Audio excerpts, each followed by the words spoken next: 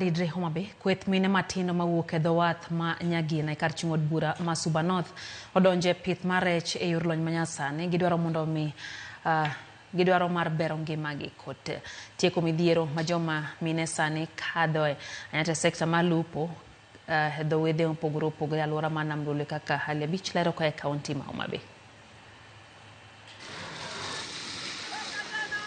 Mine matindo manitie sekta mar lupo e dho wedhe mopogore alwora mar Nam Lolwe kinde ka kinde osebedo ka romo gi tembe mathoth e dho wedhe ma gitiye ma bende chwero cho kata mana ngimagi kaka yor tieko midhiero moko ma joko mine matindo e sekta mar lupo e Nam Lolwe. Moko kuomgi koro tiyo gi lony manyasani e pith rech ma opore kod kit lupo manyachon mamiyo ginyalo chung' kar kendgi ma ok giyiengore kuom jolupo kaachiel kod weg yiedhi e Nam Lolwe.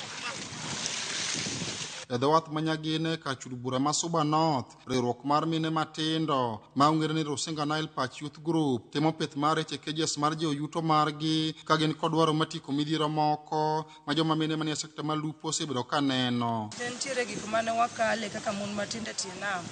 Niyudo ka ng'ato nyaka dhi kodi ni jaboya koko dhi kodi kata in gi pesa to kibi yudo pesa, ok ibi yudo gimoro kaka rech minyalo dok godo e ot mondo ikonyri. Koro niyudo ka moko bende nwayudo tuoche, jomoko bi yudo ka owere gi wuon pargi nikech koro gombo mar ng'acha miye mang'eny moloyo gima wuon pargi ne nyalo timore ne nyalo miye. Joeko network giendi kobedo in partnership gi other organizations kaka Mastercard Foundation, Joisa nokonyowa manyaka sani wachopo kama wachope ni nyocha gimiyowa cage ma worth 4.3 million fingerlings. Kwethwa kende gima noyudo sir mar chako pidho rech e cages e dho wath ma Nyagina ka owuok e riwruok moko mar piny owacho Farm Africa ka omakore kod riwruoge mamoko ma koro ne gikayo rech go wacho ni gin kod fungruok maduong' nyaka ne gichak chenro mar pith rech e cages go. Ka ne nyabedo gi pesa kibiro e dho yie ok nyamiyi rech kionge gi boyfriend e yieno. Kionge godo idok adoka gi pesa nino. Wadhi ma wapidho rech ma koro sani wa harvest. Wawinjo rech mang'eny kuonde moko wawinjo ni osetho kata moko osekwal. Nyasaye otimo mang'ono odiochieng' ma kawuono mwaneno kuma wachopeni. Ene wakwayo ni program kata partners mo support wani kade nyayudo grant moro nikech mondo wapidh rech obudho kapok watimo harvesting.